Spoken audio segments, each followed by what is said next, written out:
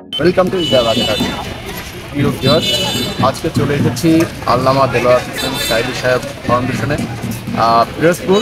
তো আমার পিছনে দেখতে পাচ্ছেন আল্লামা দেলোয়ার হোসেন সাইদি সাহেবের রেখে যাওয়া স্মৃতি বিজড়িত মাদ্রাসা, মসজিদ, এতিমখানা। তো এখানে মসজিদ, বিশাল মাঠ। বিগত গত বছর এই আগস্ট মাসে 14 তারিখে যখন সাইদি সাহেব মারা যান, ঠিক বাগেরহাট থেকে পালিয়ে আসার মতো এসেছিলাম, জানাজায় অংশগ্রহণ করেছিলাম। মনে আছে, ঠিক পিরোজপুর ব্রিজ থেকে হেঁটে এসেছিলাম। মানুষের জন্য আসলে আসা খুব টফ ছিল।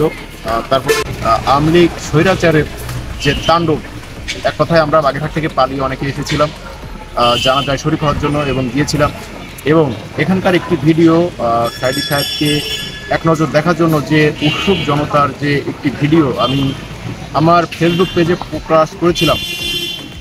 স্বৈরাচারের হুমকি ধামকিতে সেই ভিডিওটি আবার ডিলিট করা হয়েছিল সেই সময়। তো যাই হোক, যদিও সেই ভিডিওটি এখনও আপনারা হৃদয় বাগেরহাট ইউটিউব চ্যানেলে পেয়ে যাবেন। তো যাই হোক, আবারও চলে এলাম সাইদি সাহেবের যে আল্লামা সাইদি হুজুরের ফাউন্ডেশনে। আমরা কবরটাকে একটু জিয়ারত করবো এবং এখানকার কী অবস্থা তুলে ধরার জন্যই। তো ভিডিওটি সবাই শেয়ার করে দেবেন, যারা নতুন দেখছেন হৃদয় বাগের টেস্ট দেখে থাকবেন। ধন্যবাদ। চলুন দেখি। প্রিয় ভিউয়ার্স, পিরোজপুর বাস টার্মিনাল অতিক্রম করার পরেই আল্লামা সাইদি ফাউন্ডেশন।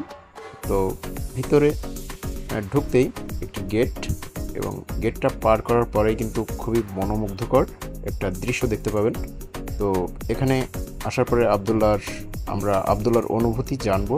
আমরা আবদুল্লাহর কাছ থেকে একটু শুনি।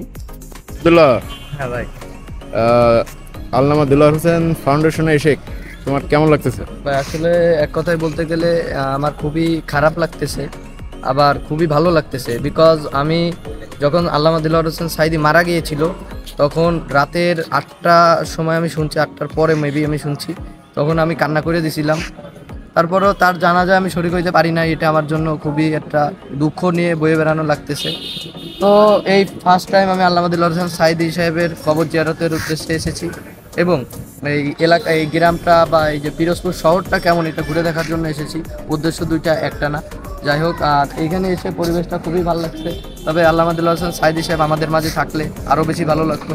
তো সবাইকে ধন্যবাদ। আর গোপ্রু থেকে শ্যুট চলতেছে, আপনারা বড় ভিডিও পাবেন খুব শীঘ্রই। তো ধন্যবাদ সবাইকে। হৃদয় বাগেরহাট পেজটি ফলো দেবেন এবং গ্রুপে জয়েন হবেন। আমরা সবসময় আপনাদের সেবায় নিয়োজিত থাকবো। Thank you. তো এখানে শুক্রবার ছিল, গতকাল শুক্রবার ছিল। অনেক মানুষ আসছে এবং সাইদি হুজুরের কবরটা একবারের জন্য জিয়ারত করছে। মসজিদটাও বেশ বড়সড় একটি মসজিদ, আল্লামা দেলোয়ার হোসেন সাইদি ফাউন্ডেশন। তো ভিতরে বেশ অনেক বড় একটি মাঠ এবং এত সুন্দরভাবে সাজানো। শুধু দেলোয়ার হোসেন সাইদি সাহেবই নাই, তো ওনার অনেক ভক্ত অনুসারীরা প্রতিনিয়ত আসছেন এখানে এবং সাইদি সাহেবের কবরটা জিয়ারত করছেন। আর এখানে কিন্তু প্রায় 300-র অধিক ছাত্রছাত্রী আছে যারা এখানে কোরআন শিক্ষা নিচ্ছে। আমি এই ছাত্র ভাইটির কাছে জিজ্ঞেস করছিলাম যে আসলে এখানে কতজন ছাত্ররা আছে বা এখানে পড়াশোনা করছে। তো সবাই ভিডিওটি দেখতে থাকুন। এরপরে আমরা এখান থেকে চলে যাব সাইদি হুজুরের গ্রামের বাড়ি এবং বাড়িটিকে দেখানোর চেষ্টা করব। এবং আমি গতকালকে একটি রিলস ভিডিও ছেড়েছি, যদিও সাইদি হুজুরের যে পরিত্যক্ত বাড়িটি পড়ে আছে গ্রামের বাড়িতে। তো আমি এখন চলে যাচ্ছি গ্রামের বাড়িতে, সবাই দেখতে থাকুন। প্রিয় ভিউয়ার্স, আমরা এখন চলে এসেছি আল্লামা দেলোয়ার হোসেন সাইদি সাহেবের গ্রামের বাড়ি, যে বাড়িটিতে আসলে আল্লামা দেলোয়ার হোসেন সাইদি সাহেব বসবাস করতেন বা ফ্যামিলি নিয়ে থাকতেন। এটি হচ্ছে ইন্দুরকান্দি গ্রামের বাড়ি। তো চলুন আমরা ভিতরটা একটু দেখাই।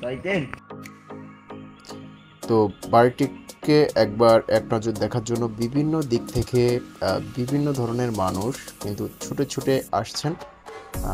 বাড়িটি আসলে কী অবস্থায় আছে। তো বেশ বড়সড় একটি বাড়ি, কিন্তু বাড়িতে কেউ থাকেন না, একদমই ফাঁকা পড়ে আছে। এবং বিভিন্ন জায়গা থেকে যারা সাইদি ফাউন্ডেশনে আসছেন তারাই আবার কিন্তু এখানে একটিবার আসছেন যে সাইদি হুজুরের যে বাড়িটি আছে এই বাড়িটি এক নজর দেখার জন্য। বাড়িতে তেমন কিছুই নেই, পুরোনো দিনের খাটের একটু অংশ, ভাঙা চেয়ার এবং সব কিছুই এভাবে, আসলে তেমন কিছুই নেই ভিতরে, শুধু বাড়িটি পড়ে আছে পরিত্যক্ত অবস্থায়, কেউ থাকেন না। তো আসলে সাইদি হুজুর কে সবাই মনে প্রাণে ভালোবাসতেন, সবাই সারা বিশ্বের মানুষ ভালোবাসতেন। তিনি একজন কোরআনের পাখি ছিলেন, এই কারণেই তার ভক্ত অনুরাগীরা তাকে অনেক বেশি ভালোবাসতেন।